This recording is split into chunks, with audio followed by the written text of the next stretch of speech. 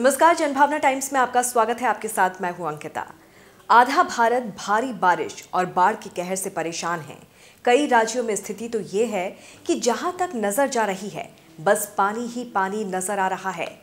बारिश और बाढ़ से जनजीवन अस्त व्यस्त हो चुका है। लोगों का जीना मुहाल हो चुका है। घरों में लोग कैद हो गए हैं। घर और शहर दोनों टापू में तब्दील हो चुके हैं। घर के अंदर कैद लोगों के पास अब खाने पीने का संकट मंडराने लगा है। घर का राशन खत्म हो चुका है। मवेशियों की भी जान पर बनाई है। छोटे बच्चों के लिए दूध तक का संकट खड़ा हो गया है। चारों तरफ हाहाकार मचा हुआ है। महाराष्ट्र, गुजरात और मध्य प्रदेश समेत देश के कई राज्यों में भारी बारिश की वजह से जनजीवन अस्त व्यस्त है। इन राज्यों में बाढ़ और बारिश की वजह से अब तक 218 लोगों की मौत हो चुकी है। महाराष्ट्र में अकेले बाढ़ की वजह से अब तक 84 लोगों की मौत हो गई है। महाराष्ट्र के 6 जिलों में मौसम विभाग ने रेड अलर्ट जारी किया है।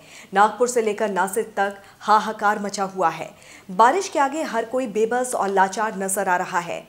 नासिक और नागपुर में सबसे ज्यादा बर्बादी और तबाही देखने को मिल रही है। नदियां उफान पर हैं। नदी किनारे बने घर और मंदिर सब कुछ डूब गए हैं। मुंबई में 3 दिनों से लगातार बारिश हो रही है। गढ़चिरौली और अकोला में बाढ़ कहर बरकर बरपने लगा है। कई इलाके जलमग्न हो चुके हैं। हर तरफ पानी ही पानी है। एनडीआरएफ की टीमें लगातार रेस्क्यू ऑपरेशन में जुटी हुई हैं। अकोला में नदियों के उफान की वजह से तटीय इलाकों में बाढ़ के हालात बन गए हैं। मौसम विभाग ने महाराष्ट्र के पालघर, नासिक, रायगढ़, पुणे, सतारा और कोल्हापुर में भारी बारिश की चेतावनी दी है। तो वहीं दूसरी तरफ मध्य प्रदेश और छत्तीसगढ़ में भी भारी बारिश से बाढ़ के हालात बन गए हैं। छत्तीसगढ़ के 2 जिलों में रेड अलर्ट है। सुकमा में भारी बारिश से गांव में पानी भर गया है। रास्ते मुख्य मार्ग से कट गए हैं। भारी बारिश से बस्तर का भी बुरा हाल है। मध्य प्रदेश के 14 जिलों में ऑरेंज अलर्ट है और भारी बारिश से हालात बिगड़ने लगे हैं। मध्य प्रदेश में बाढ़ से अब तक 66 लोग अपनी जान गंवा चुके हैं। सागर में भारी बारिश की वजह से रेलवे लाइन के चारों तरफ पानी भर चुका है। रेलवे क्रॉसिंग को पार करने के लिए बनी पुलिया भी पानी में डूब चुकी है। लोग जान जोखिम में डालकर रेलवे ट्रैक से होकर आने जाने लगे हैं। कई जगह आसमानी बिजली गिरी है, जिसमें 3 स्कूली बच्चों की मौत हो गई है। गुजरात की बात करें तो गुजरात भी बारिश और बाढ़ की वजह से भारी संकट से गुजर रहा है। अब तक प्रदेश में 60 से अधिक लोगों की मौत हो गई है। एनडीआरएफ की 13 टीमें राज्य के अलग अलग जगहों पर तैनात हैं। यहाँ नर्मदा नदी में बाढ़ की वजह से प्रशासन सतर्क है। भरूच और नर्मदा जिले के कई इलाकों में अलर्ट जारी किया गया है।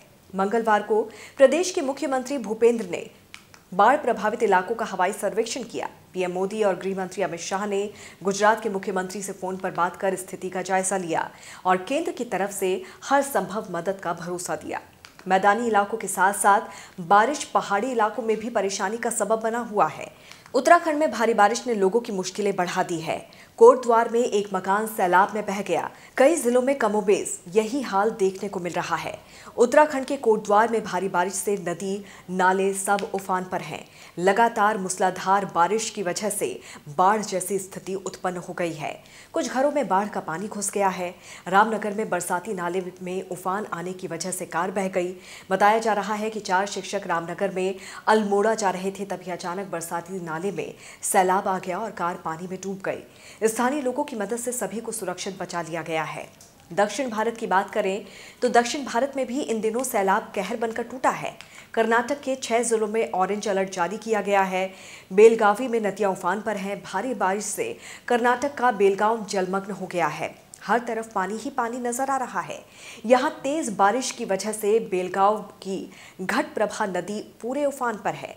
भारी बारिश की वजह से विजयपुरा इलाके में एक मकान की छत गिर गई। कर्नाटक के मुख्यमंत्री बसवराज बोमई ने बाढ़ प्रभावित इलाकों की समीक्षा की और लोगों तक मदद और राहत पहुंचाने के लिए अधिकारियों को दिशा निर्देश जारी किए हैं।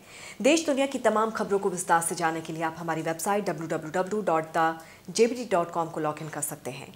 जुड़े रहिए जनभावना टाइम्स के साथ। नमस्कार।